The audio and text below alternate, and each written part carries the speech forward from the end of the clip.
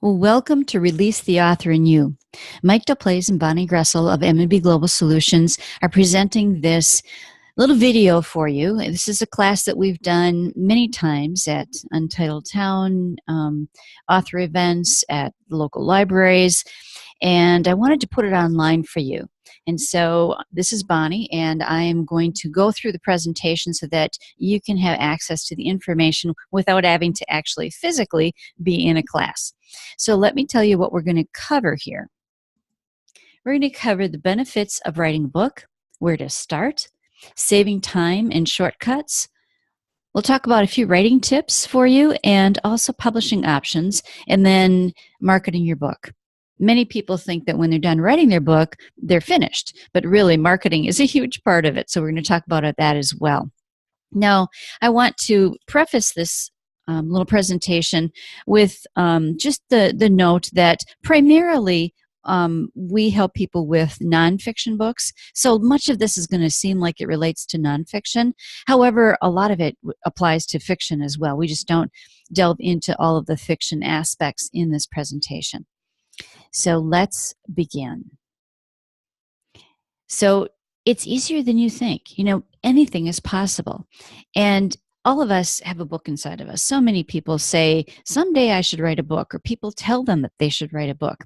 But most people never do because they think it's so difficult and so overwhelming.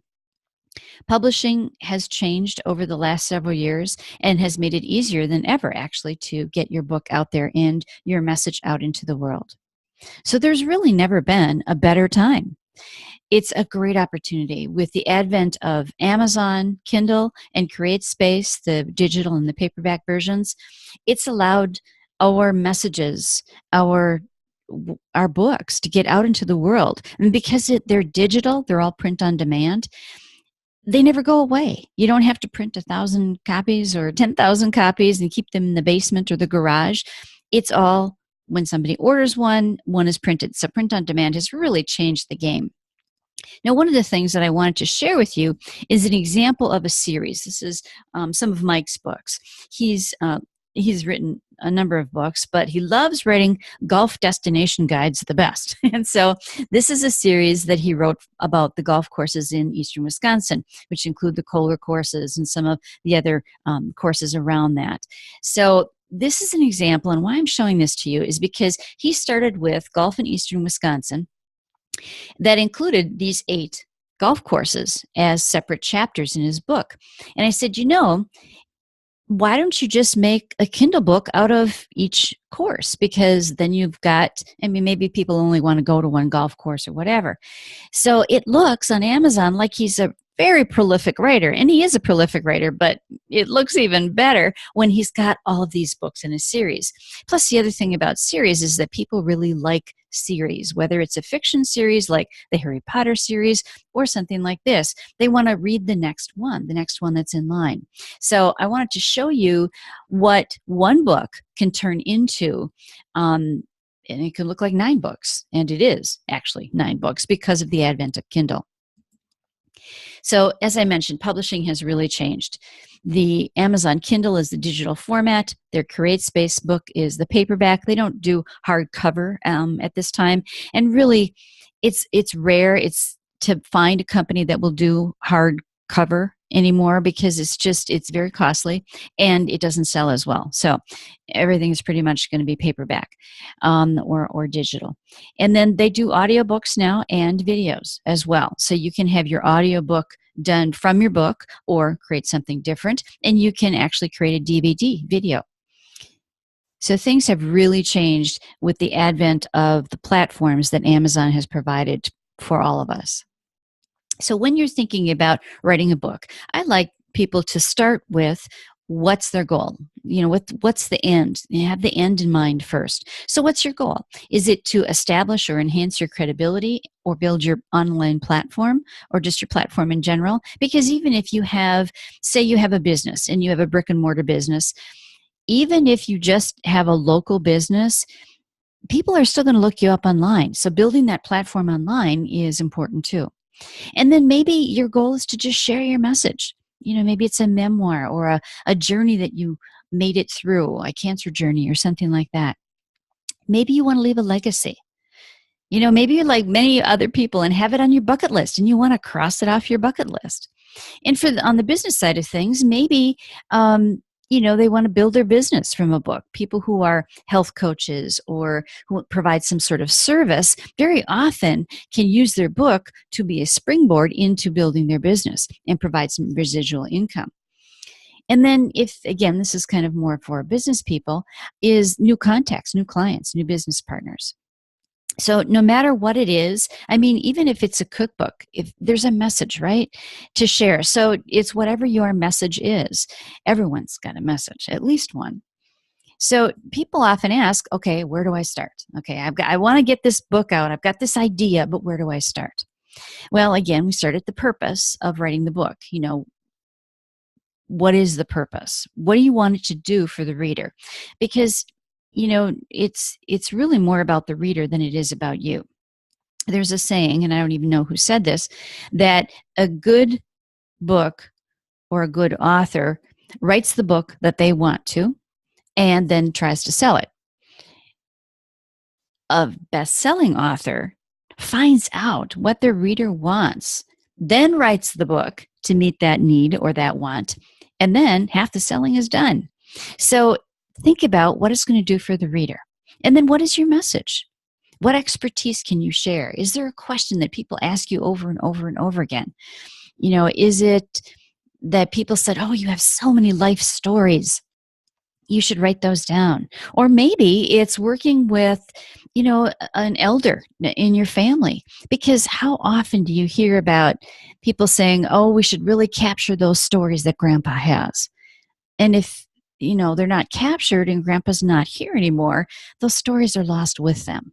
So it's what is the message that you want to preserve, and what do you want to share?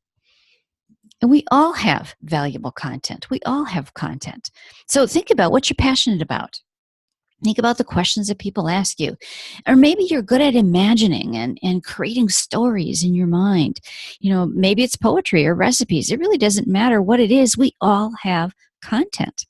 And then what experiences or stories do you have? We all have stories, right?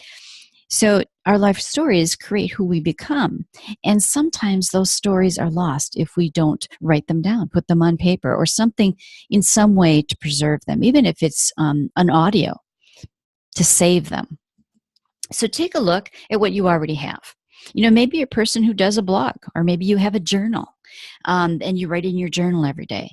Maybe you have a podcast, notes or recipes or handouts. If you're a coach or a service provider of some type, maybe you've got handouts that you make for your clients. Maybe you have artwork that you'd like to share, experiences that you can share. And then what have you learned in your life's journey? What have you learned along the way that you can share with others to help them to make their path a little easier maybe than it was for you? And this is a big question. I really like people to focus in on who their audience is. Describe who that ideal reader is in detail. And a little exercise that I go through with my clients sometimes is to just write it down. Give that person a name, a face. Tell me about them. Because then when you write your book, you can write to that person. This is who you're writing the book for.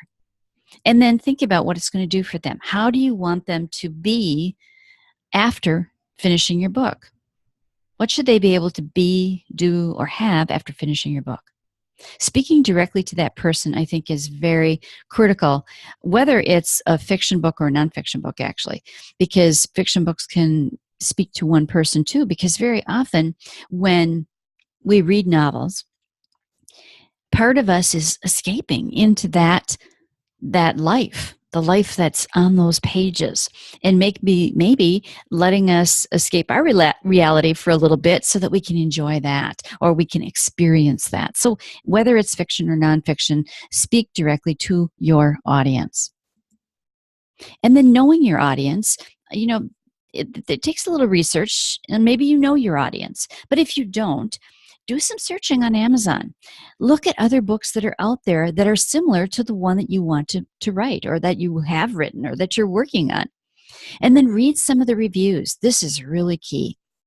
Reading the reviews about books that are very similar to what you are working on will give you tremendous insight into what readers like and readers don't like. So it's a great way to get to really know your audience and to be able to write the book that they want and that they will buy. Now, there's some ways to save time. It is a big task to write a book, obviously. I mean, there's no two ways about it, but there's lots of ways to save time. One of the things that I did with my first book is I sat down at the computer and I looked at this blank page and nothing wanted to come out, and then everything wanted to come out all at once. And I thought, okay, that's not going to work. So what I did was I spoke my book and had someone transcribe it. And I did, maybe, 47,000 words of it that way. So I just pretended that my first book is a self-help book. And it's a lot of the things that I shared with my patients when I had my private practice as a holistic nurse practitioner. And I pretended that I had a patient sitting in front of me, or that I was teaching a class and I just talked. And then I had someone transcribe it. It's not a big secret that we talk much faster than we write. So you can really get a lot of words out if you have somebody transcribe it for you. And then get help. There's help out there to help you with illustrations, to transcribe conversations, maybe there's presentations you've done in the past and you want to sort of repurpose those. Repurposing the content that you already have, it saves a ton of time. And what some people do, say they have a story to share. Maybe it's a memoir type of thing, or maybe it's a message that they have to share, but they don't really know how to say it. Getting two people together, maybe have a friend or someone, the two of you go away for the weekend or a day or whatever, and just have a conversation. But record the conversation. It's almost like an interview. And then you've got content. So that's another way that you can save time. And then you can sort of piece it together later. And then something that I like to encourage people to do, everybody's different. Mike, my husband, is a longtime journalist and communications background. So he can just write it and it's fine. For me, if I write, I think about, maybe I should have said that differently. And I start and stop and start and stop. So I encourage people, if you're one of those people, I encourage you to write freestyle. Just get it all out there and then edit it later. Because if you start and stop and start and stop and start and stop, it's going to break your flow. It's going to break your creativity, especially if you're working on a fiction book. And then it's just not going to work. And so it's going to save you tons of time if you just get it all out there. Set it aside, maybe overnight or whatever, and then look at it again, and then you can edit it, then you can move things around. And with doing it on the computer, as opposed to writing it out longhand, it's easy to copy, paste, cut and paste, and move things. So those are some ways to save time. Now, a few writing tips. I wanted to go through just a few of these for you. And these are some that we see a lot in the books that we look at. So number one is, just because you possess a large vocabulary doesn't mean you have to use it. Overwriting is the sure sign of an amateur writer. It's a huge difference between using interesting words to describe your story and big words that very few people understand, and then they have to go look it up. And really, no one should need to go grab a dictionary and look up every word or every 10 words to find out what you're saying. So, keep it simple and keep it conversational. That's the other thing. Mitch Albom is an author that is really, really good at that. And his background is actually in journalism. He still works for the paper. I think it's in Detroit. But you can check out some of his columns there. He's got blog entries and he's got a few books. He wrote Tuesdays with Maury as one of his books, and The 5 People You Meet in Heaven. But he writes very tight. It's straight and to the point, and it feels like you're sitting on the front porch next to him. His writing is clean, and it's just a joy to read. So keeping it conversational, as though the person can, almost hear you, even though they're reading your words. And then use active voice and present tense whenever possible. Most beginning writers, write in passive voice rather than active voice. And it's really a subtle difference to the untrained eye, but it makes a world of difference in the tone of the article or the book or whatever it is that you're writing. So here's 2 sentences.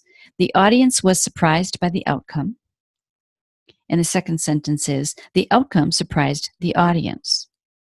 Do you see the difference? The first sentence is passive. The audience was surprised by the outcome. And the second sentence is the way it should be written, and that's active voice, which is the outcome surprised the audience. So there's a little tip for you on active versus passive. And then one other thing to mention here is Wikipedia is not a source. If you're going to use Wikipedia, that's fine. But in every article of Wikipedia, because really anyone can submit to it, there are resources of where they got that information. That's the part that I would take a look at for your actual information. Otherwise, you're getting people's, opinions and their subjective view of whatever information that is. So if you're quoting Wikipedia, like there was a book I was reading by someone I was interviewing on a podcast a few years ago, and almost every page had, according to Wikipedia. And when you see that in a book, if it's a nonfiction book, it really detracts from the credibility of that author. So use the resources that are in the Wikipedia article, because that's where they got the information from originally. And then pay attention to punctuation. Of course. Another sure sign of being an amateur is improper use of punctuation. And in the US, nothing screams beginner more than a period on the outside of quote marks. So look at a newspaper or your favorite, news website, and notice how they handle different quotes, commas, periods, question marks, those kinds of things.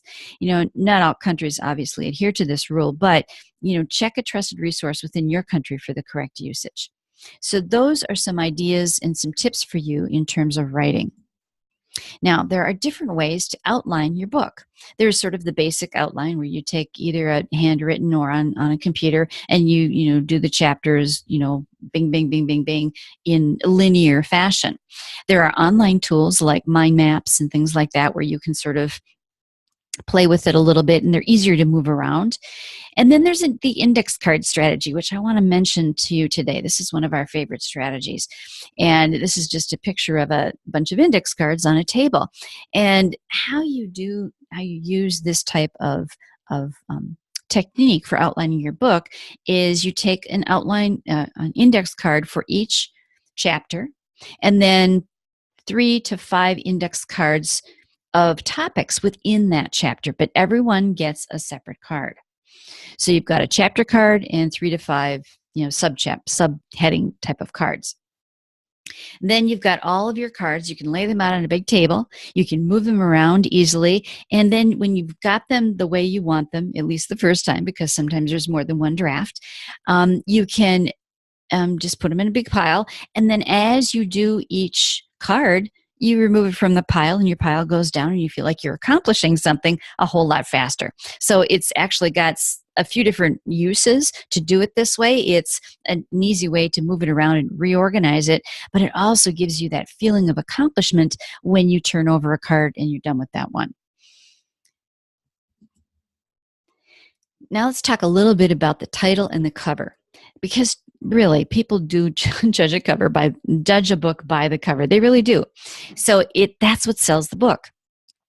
The title should be catchy, large enough to be seen on a cover. And, on like Amazon and Barnes & Noble, those little thumbnail pictures of covers are really small. So you want the words of the title to be big enough.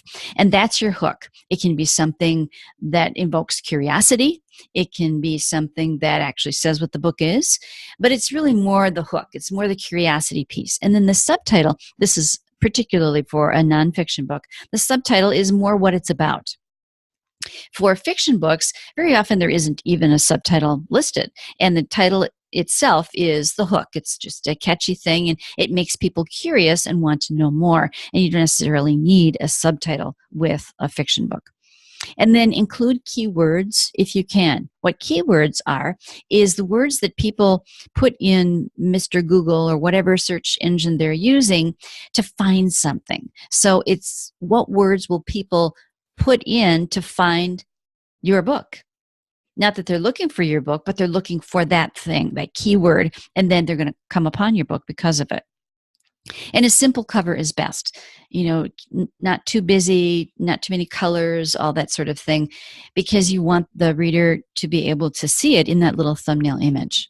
So here's a couple of examples of books that we have published that kind of illustrate this point.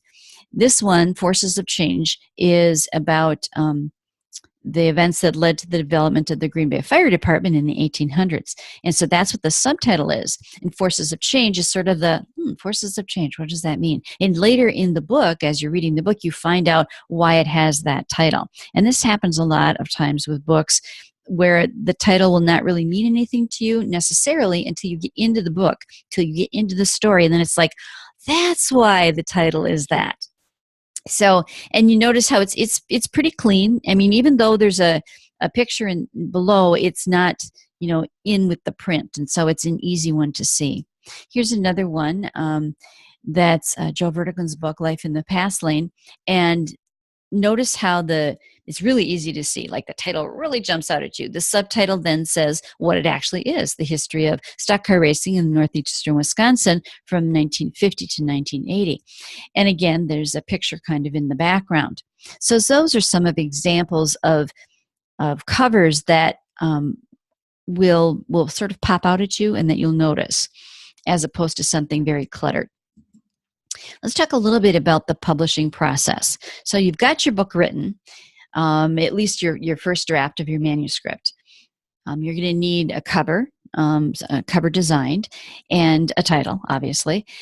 So one thing I want to say about this is to get some feedback. I mean, with social media the way it is today, it's an awesome tool to be able to put a few examples of what your cover could be out on Facebook or out on whatever your favorite social media platform is, and get some feedback from people. It does two things. It gives you great feedback, because sometimes we get feedback from the reader, right? And we wouldn't have necessarily thought of that cover first, but that's the one they probably want. The other thing it does is it gets buzz going about your book. It gets people to know that, oh, this person's writing a book, and that makes them curious and want to sort of stay in touch and be interested in that book. And then I think all books need to be edited. I mean, Mike has been a writer all his life, and his stuff is edited. I mean, every good author has their work edited. And by editing, I don't mean your sister read it or your cousin read it or whatever. It should be somebody who's a professional. And there are really two forms of editing. There are two levels, I should say. The first level is the developmental editing, it's sometimes called. And what that is taking a look at the overall content. Does it flow? Should this maybe be moved over here? Or what do you mean by this? There's some things developmentally that have to happen first before you can get to the fine-tooth comb editing, as we like to call it, which is the grammar, the punctuation, the active voice, passive voice, prepositional phrase, all that sort of stuff. It has to flow first, because you want the reader to sort of be pulled along by the book. And that's what that developmental editing does. And then the fine-tooth comb editing, or the final editing, is really more than punctuation. It's really more than proofing your book. Some people have their papers or whatever, proofed. This is really a little bit more than that. But at any rate, I really emphasize that you need to have your book edited. And then there's the copyright piece. Copyright is a decision point. You don't have to copyright. There's no law that says you have to, but it does protect your rights in terms of the content of your work. It also protects you, like say Amazon. Amazon is very good at keeping an eye on copyright infringements. So say you have a book. I did this with one of my books. My first book, I took a piece of that and I made a smaller Kindle book out of it. And they didn't ask me, but they could have. Amazon could have said, this piece of this book, this Kindle book looks a whole lot like this other book. Are you sure you had the rights to use that? And I could, if they would have asked me, I could have said, yes, I have the copyright to that first book.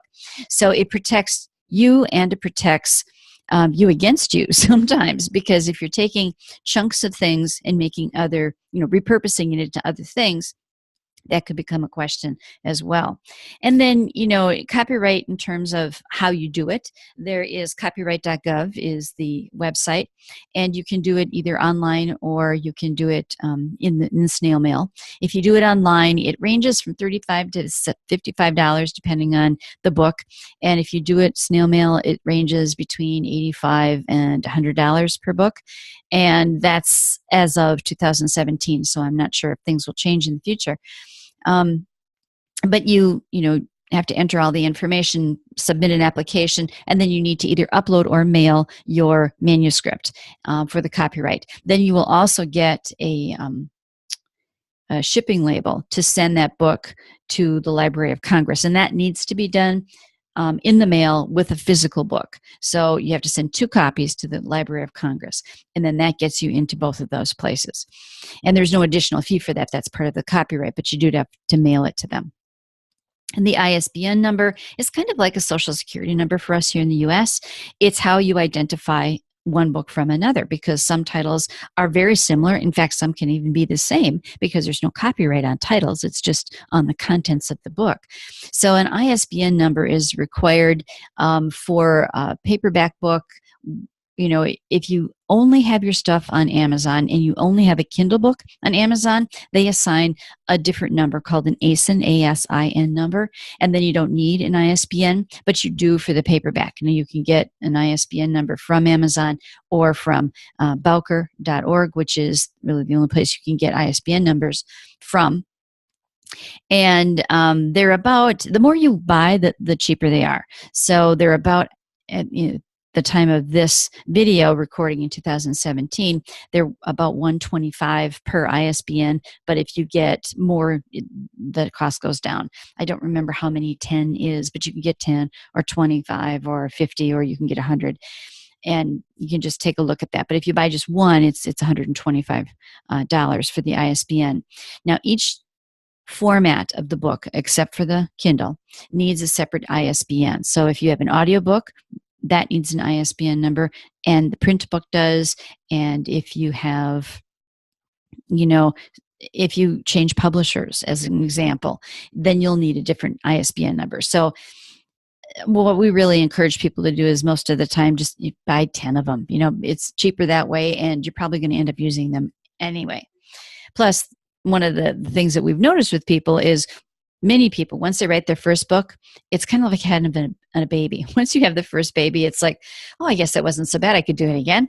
So once people write their first book, they often find that, they've got more in them, and it's not such a big, overwhelming thing that, I'll write another book. So many people end up writing more than one. And then there's the formatting and the printing.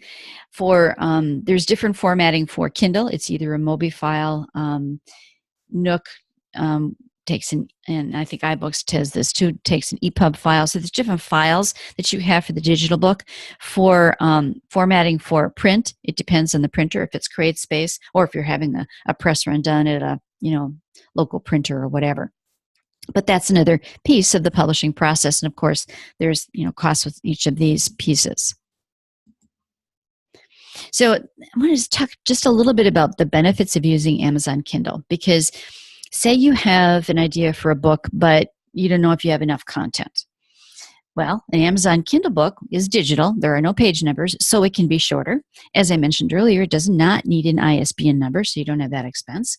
It can publish quickly, and you can make changes easily. If there's something that you need to change in it, you just upload a new file, and then it replaces the previous file. And the free Kindle Reader apps work on any device, any mobile device, phones. I have one on my phone, my tablet, my computers, and it doesn't cost anything. So you don't have to own a Kindle to be able to read a Kindle book. Those Kindle Reader apps are really available for pretty much everybody. And I think Amazon was very smart in doing this, in that they knew that the money wasn't necessarily going to be in the Kindle Reader. It's going to be in all the books that they can sell. And so they made it very available and very easy for people to get them. And then with the Kindle book, there are better royalties. As an example, Amazon's sweet spot and where they want the most Kindle books to be priced at is between $2.99 and $9.99. So if you're in that price range, you get a 70% royalty for that. If you are less than $2.99 or over $9.99, it's 35%. So much better royalties. We're going to talk about traditional publishers in a moment, and then they'll give you an idea of how much better that really is.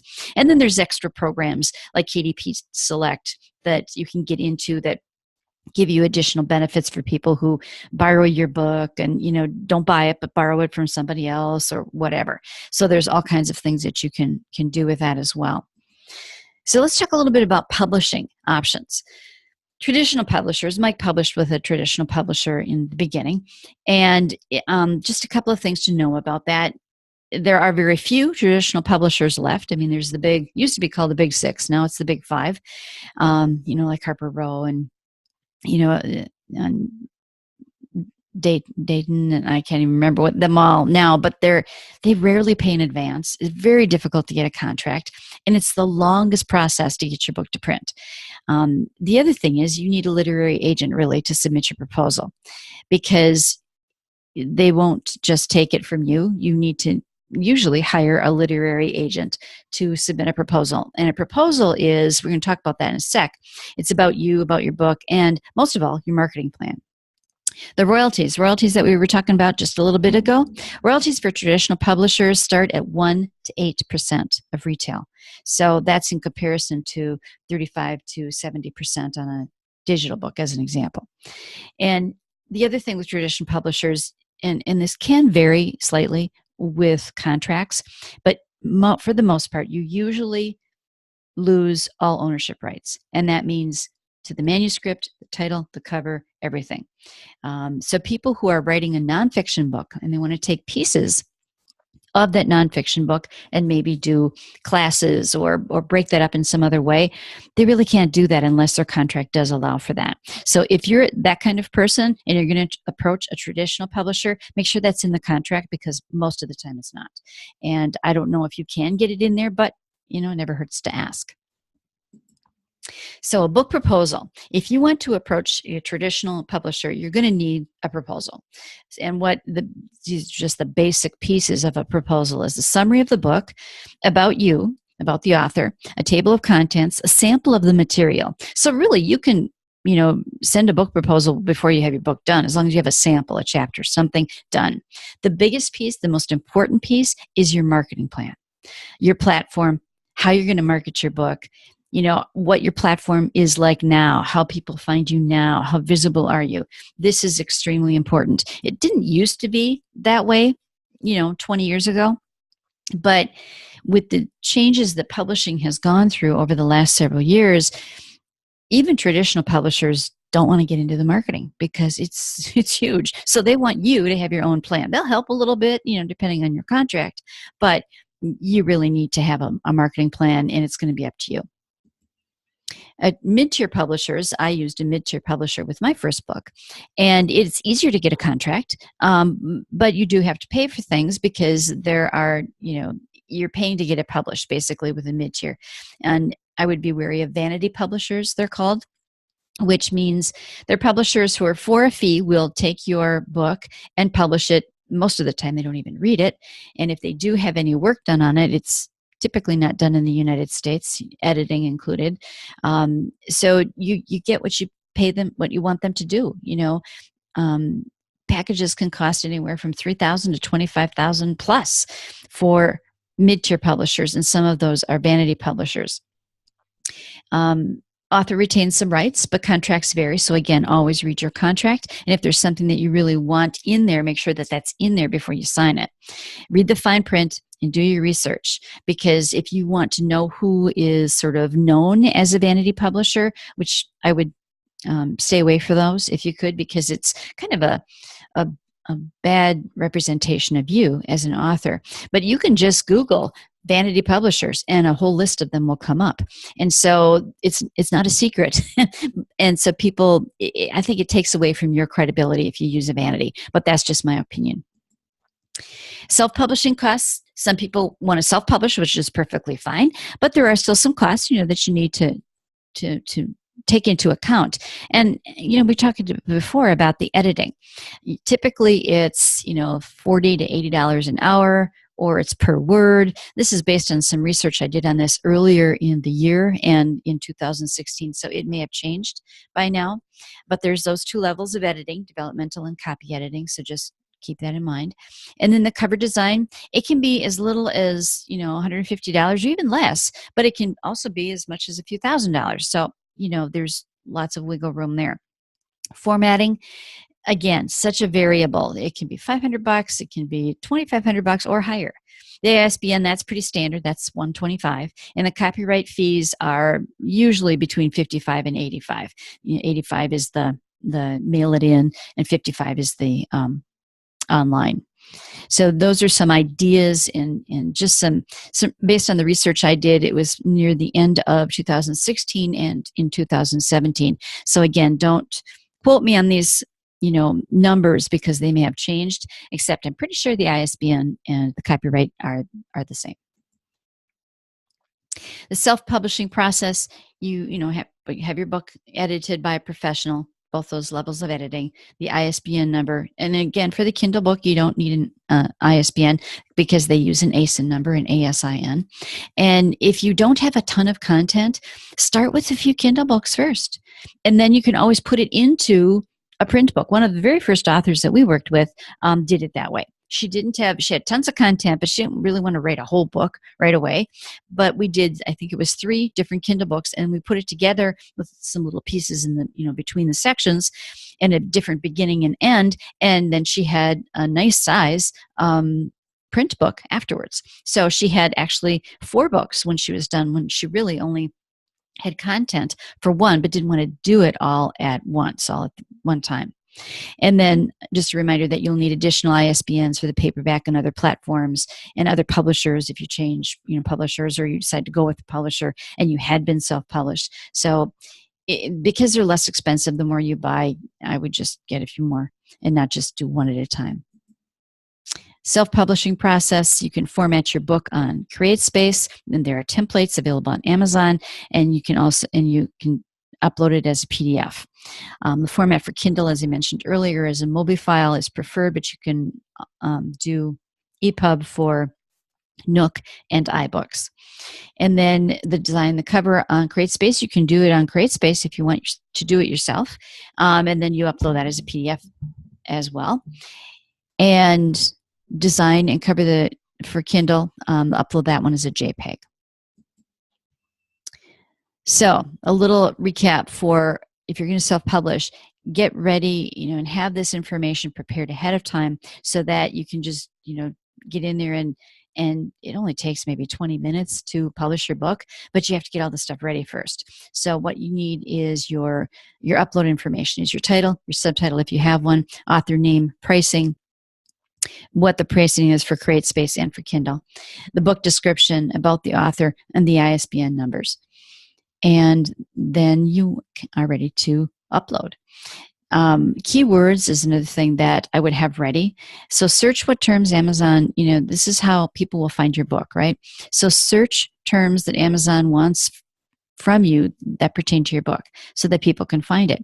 And then categories. On CreateSpace, you can choose one category. On Kindle, you can choose 2 categories. And they don't have to necessarily be the same for each platform, so you can play around with that. But have all this information ready first before you're ready to publish. And then after you publish, apply for the copyright if you choose to do that, and create your Author Central page on Amazon. Now, what an Author Central page is on Amazon is sort of a one-page website that's free to use. You just have to set it up, which is amazing. And there's a lot of people out there that don't even use this, don't know this. And when Mike and I both worked with our traditional and mid-tier publishers in the beginning, none of the publishers told us to even do this. But I'm saying that it's a good idea to do this because it's going to help your marketing. And then marketing, which we're going to talk about in just a moment, is offline marketing and online marketing. And pursue opportunities that the book leads you to, because that's really where you're going to generate revenue from it. So set up your CreateSpace account. Set up your Kindle Direct Publishing account. If you're using Amazon, make sure you have a W-9. There's a tax questionnaire. royalty payment information because they have to be able to pay you. And it's cheaper to have a direct deposit. I mean, they will write you a check, but that's really easier to just have them deposit it to you. And then upload your CreateSpace formatted book and also the Kindle book, which is the MOBI file. What Mike and I offer is boutique publishing services. So I'll just spend a moment on that so that you kind of know, because we get questions about this all the time. Our boutique publishing services are really a collaborative process that include author coaching. Say someone comes to us with an idea for a book and doesn't have anything written, versus a whole manuscript already in draft form. Whatever the person needs is kind of the coaching that we provide to produce that quality book. We also do offer services for editing, cover design, formatting for digital and paperback formats, the ISBN copyright, and also worldwide distribution and marketing assistance.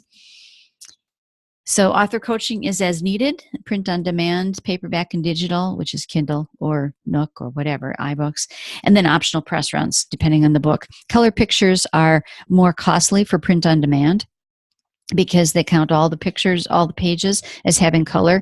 And so if there's a book that has color pictures and they're only on like 3 pages, it's really much more economical to do a small press run. And so we'll do that for authors as well. And then the marketing piece that we do with our boutique services is national press releases, social media stuff, mentoring to help you build your platform, and some local events. So let's talk about marketing your book. Whether you're going to use a publisher, whether you're going to be self-published, it doesn't really matter. You still need to market your book. So some marketing tips. Again, start with that audience. Know your audience. And as I mentioned before, create that Author Central website, which is really that one-page website on Amazon. Author Central is a great tool for you, and you can upload up to, I think right now at the time of this recording, which is the end of 2017, you can upload up to 8 videos and 8 images. You can attach it to your blog. If you have a blog, you can attach it to your Twitter account if you have a Twitter account, and things will populate in there. It's a really cool one-page website that people often go to check out. So have something on there that's of value. And then, of course, social media. The way social media is today, there's so much traction you can get there for marketing your book. And I wouldn't wait until the book is published to begin marketing it. I would get some hype going before that you're working on this, maybe share some excerpts or chapters or pieces or pictures or something to get people interested. Get some feedback on a cover so that people know you're working on a book and they can give you some feedback on your cover. And build that online platform. As I mentioned before, it really doesn't matter what you do. If you have a brick and mortar business, if you're just an author, and don't say just an author because it's an awesome thing, you really need to build your online platform because people are going to look you up online. So some other marketing tips are local opportunities that you might have. Now, these are some of the offline things, right? Book clubs, speaking to groups, book signings. Depending on the type of book you have, there are book clubs looking for good books all the time. And they may not, pay you to come talk to their group, but they might buy you dinner but the really benefit of it is everybody's going to buy your book because they have to buy it because they're in the book club. So take advantage of some of those local opportunities. And then promote your book with interviews and press releases, both online and offline, newspaper, radio, TV. With our authors, we try to get them, especially our local authors, we try to get them on. And there's no guarantees, obviously, but we try to get them on some local television spots and things like that. And then ask bookstores to carry your book because they may not know it's there. And some bookstores will, they have sort of an author preference thing. So as the author, if you go in and say, hey, I wrote this book, maybe bring in a copy with you and say, I would really like to have just a couple copies in the store. Most bookstores, no, not all of them, but most bookstores will give you special preference because you are the author. And then don't forget that you can reach so many more people with the whole internet stuff, right? Internet radio, podcasting, internet TV, YouTube channels. It's amazing the things that you can do online and the reach that you can have. I have 2 podcasts that I do each week, and it's amazing to me. never ceases to amaze me, the reach that those two shows have. I have The Gift of Choice and The Holistic Entrepreneur. And people in more than 60 countries listen to that show. And I'm just one person. I'm just one person who has a podcast. So it's amazing the stuff that's out there. And this is just a picture of some of our group signing events. That's another thing that's a really good idea, is having group signings with other authors, because people will come to buy, one person's book maybe because they know them.